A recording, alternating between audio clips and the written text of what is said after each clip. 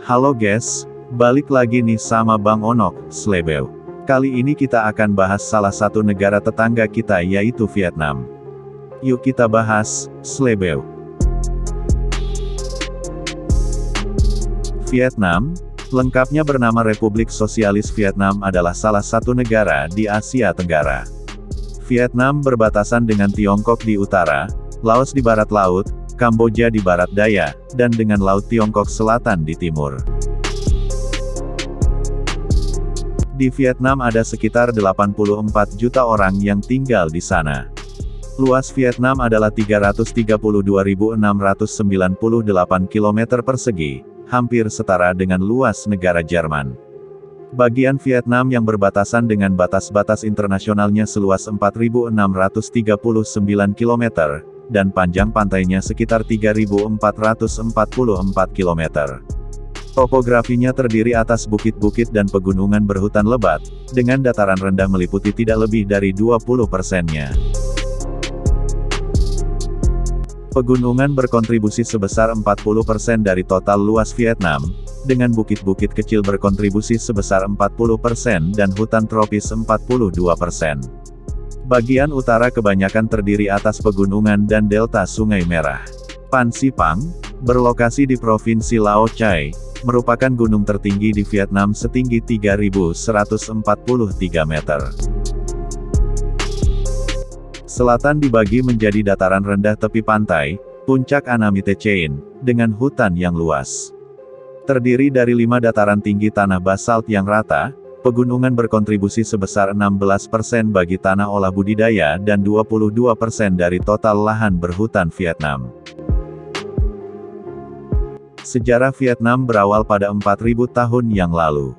Vietnam sejak abad ke-11 sebelum Masehi, sampai abad ke-10 Masehi, mayoritas berada di bawah kekuasaan Kekaisaran Tiongkok. Pada 939 Masehi, Vietnam merdeka secara politik, dan mulai menggunakan Champa sebagai nama negara. Masa ini dianggap sebagai masa pembangunan identitas Vietnam. Republik Sosialis Vietnam adalah sebuah negara partai tunggal. Sebuah konstitusi baru disahkan pada April tahun 1992, menggantikan versi 1975. Peran utama terdahulu Partai Komunis disertakan kembali dalam semua organ-organ pemerintah, politik dan masyarakat. Hanya organisasi politik yang bekerja sama atau didukung oleh Partai Komunis diperbolehkan ikut dalam pemilihan umum. Ini meliputi Barisan Tanah Air Vietnam, Partai Serikat Pedagang dan Pekerja. Meskipun negara tetap secara resmi berjanji kepada sosialisme sebagai doktrinnya, makna ideologi tersebut telah berkurang secara besar sejak tahun 1990-an. Presiden Vietnam adalah kepala negara dan secara nominal adalah panglima tertinggi militer Vietnam, menduduki Dewan Nasional untuk Pertahanan dan Keamanan. Perdana Menteri Vietnam adalah kepala pemerintahan, mengepalai kabinet yang terdiri atas 3 deputi Perdana Menteri dan kepala 26 menteri-menteri dan perwira-perwira. Ibu kota Vietnam adalah Hanoi, sedangkan kota terbesar dan terpadat adalah kota Ho Chi Minh yang dahulunya dikenal sebagai Saigon. Vietnam secara umum masih tergolong negara miskin dengan GDP 280,2 miliar dolar dalam estimasi 2006. Ini menandakan kemampuan daya beli sebesar 3.300 dolar per kapita, atau 726 dolar per kapita berdasarkan market exchange rate. Tingkat inflasi diperkirakan 7,5% per tahun pada 2006. Daya beli publik meningkat dengan pesat. Kemiskinan berdasarkan jumlah penduduk yang hidup dengan pendapatan di bawah 1 dolar per hari, telah menurun secara drastis dan sekarang lebih sedikit daripada di Tiongkok, India dan Filipina. Pengangguran di perkotaan, meningkat terus-menerus dalam beberapa tahun terakhir karena tingginya tingkat migrasi dari desa ke kota-kota. Sedangkan pengangguran di pedesaan, sudah mencapai level kritis. Vietnam diterima sebagai anggota WTO pada tanggal 7 November tahun 2006. Partner-partner perdagangan utama Vietnam termasuk Jepang, Australia, negara-negara ASEAN, Amerika Serikat dan negara-negara Eropa Barat. Jumlah pengunjung ke Vietnam meningkat dengan cepat dalam 10 tahun terakhir. Sekitar 3,56 juta turis asing mengunjungi Vietnam pada tahun 2006 yang berarti mengalami peningkatan 3,7% dari tahun 2005. Vietnam mengategorikan ibu kota ke wilayah pantai yang telah terkenal akan pantai-pantai dan tur kapalnya. Staf hotel dan pemandu wisata dapat berbicara dalam bahasa Inggris dengan baik. Kebanyakan sejarah Vietnam, Buddha Mahayana, Taoisme dan Konfusianisme mempunyai pengaruh kuat terhadap kehidupan berbudaya dan beragama masyarakat Vietnam. Menurut sensus tahun 1999, 80,8% orang Vietnam tidak beragama. Kristen diperkenalkan Prancis dan juga oleh kehadiran militer Amerika meskipun tidak banyak pengaruhnya. Cukup banyak penganut Katolik Roma dan Protestan di kalangan komunitas Cao Dai dan Hoa Hao. Pemerintah Vietnam telah dikritik atas kekerasan beragama. Tetapi, berkat perbaikan tentang kebebasan beragama belakangan ini, pemerintah Amerika Serikat tidak lagi menganggap Vietnam sebagai country of particular concern atau negara yang ikut campur dalam bidang-bidang tertentu. Vietnam memiliki jaringan sekolah-sekolah dan universitas-universitas negeri yang luas. Pelajaran-pelajaran sebagian besar diajarkan dalam bahasa Vietnam.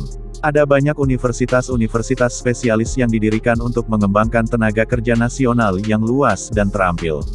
Kebanyakan orang Vietnam menempuh jalur universitas di kota Ho Chi Minh dan Hanoi.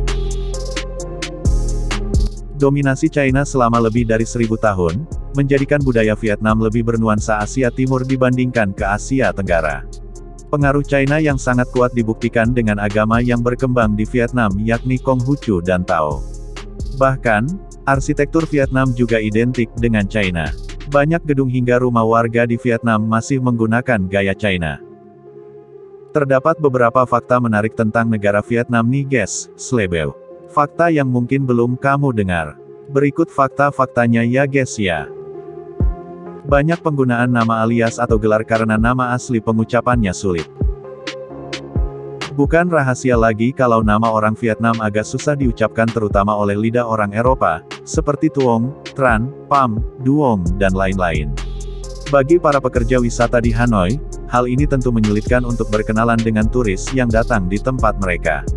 Untuk itu kebanyakan orang hotel atau pemandu mempunyai nama alias supaya mudah bagi para tamu memanggil mereka. Misalnya nama pemandu wisatanya bernama Tong, maka ia akan memperkenalkan diri dengan nama alias, seperti Smile, Jack, John, atau yang lainnya.